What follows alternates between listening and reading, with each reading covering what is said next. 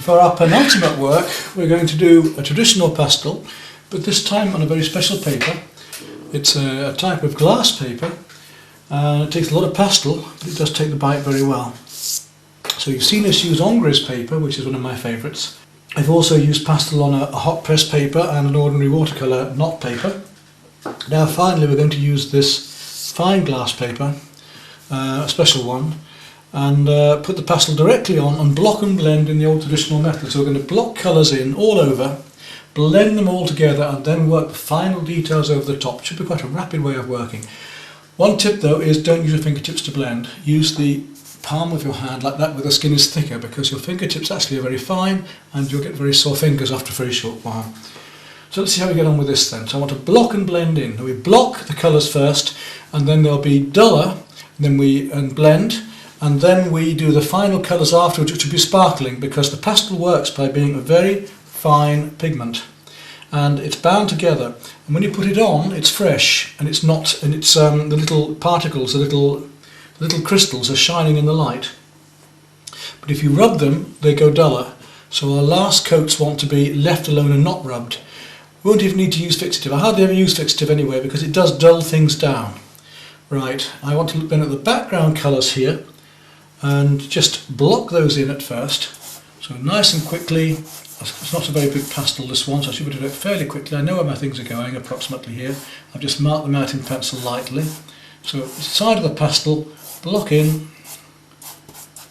and blend fairly quickly, because I want to get the bite of this just covered in this pastel. And you can start blending colours as soon as you like. So we can add another colour over the top of this one, just scumbling it over. Scumbling is just to bring a colour lightly over the surface of another, by the way. It's similar to cross-hatching in this case, and then because I'm only just blending now I can afford to use my fingertips a little.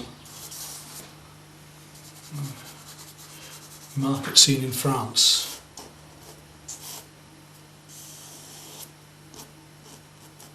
Back down to there. Got a green coming through here. A post that comes all the way down vertically, quite an important shape.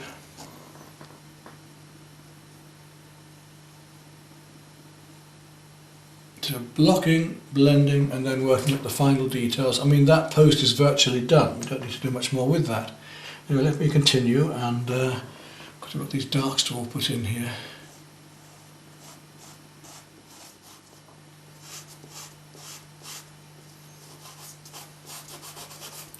Don't worry about little details on things, because you can come back on the details afterwards.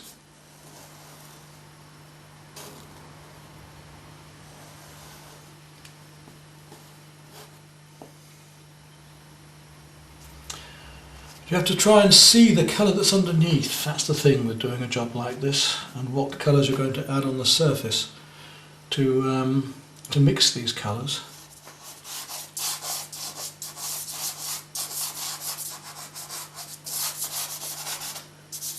Blend it.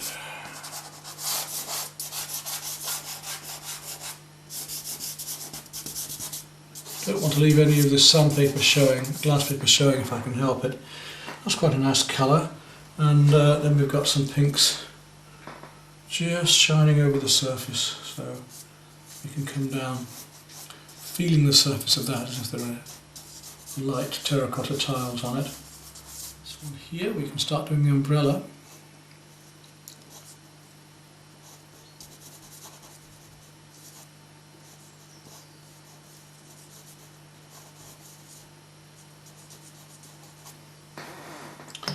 It's quite a bit bluer in fact, but we've got to be careful how we mix this.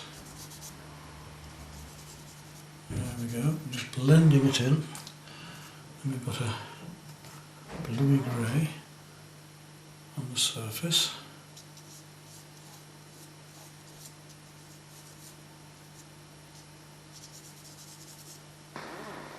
And around the outer edge, light turquoise.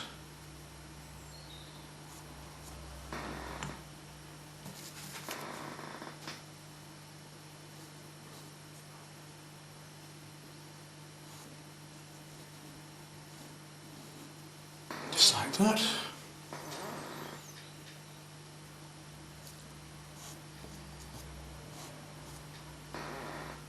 Yellow.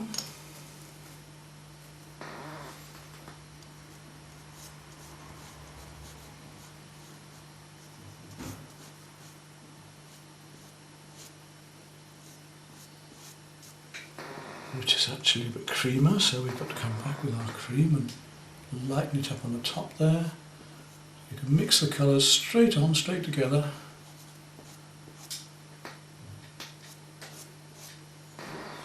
And then with a nice pink coming down the side.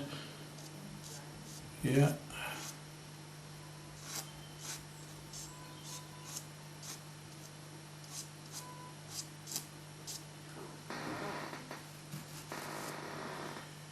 A bit light at the top again.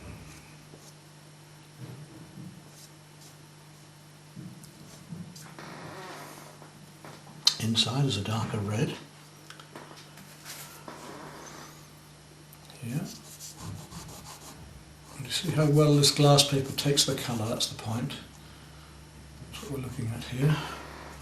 A tad of orange underneath. Glow there. Back to our yellow again. But I still think I'd use a little more yellow ochre, in fact, with the yellow. It's a warmer yellow to give the shadow underneath here.